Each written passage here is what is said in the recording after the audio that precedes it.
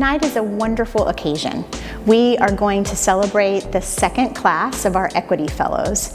This program is a 6-month-long fellowship where we recruit leaders of color who are leading change in our community through their service in nonprofits. My name is Noah Almanza, and I'm the Chief Strategy Officer and Chief Operations Officer for Roy Moss Youth Alternatives.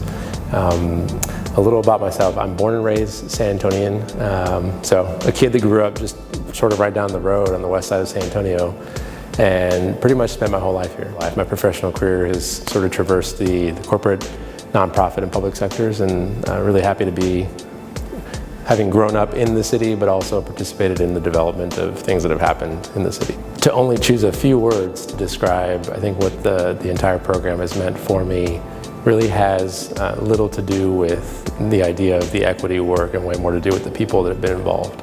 I've been so inspired by the leaders that we have, the quality of leadership that we have in our city, and that we're invited into this program. And I almost feel like, looking back, I'm not sure exactly how I got into the program, because there's such amazing people, so inspiring.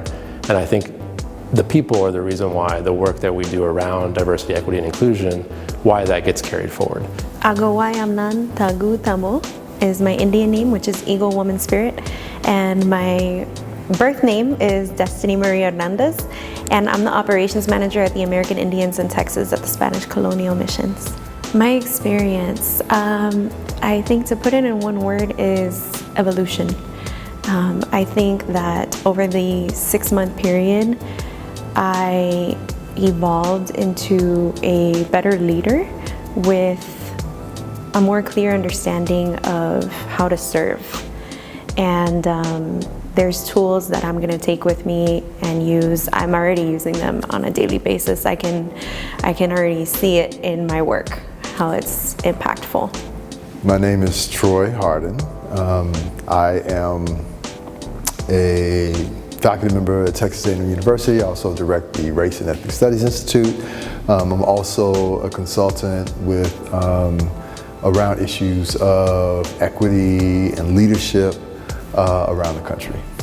When we did the Chicago Leadership Academy, the Multiracial Leadership Academy, we really wanted it to be a transformational space, and we wanted to include elements of things like the arts, right? Because the arts tend to push our boundaries and tap us into our creativity. And so with that spirit in mind, as we built the San Antonio Equity Fellowship, we wanted to bring some of the best elements of that, and at the same time really expand on something that we've seen that's been needed more and more for leaders across the country. So I think the big shift has been some of the healing elements that we've included here in this space.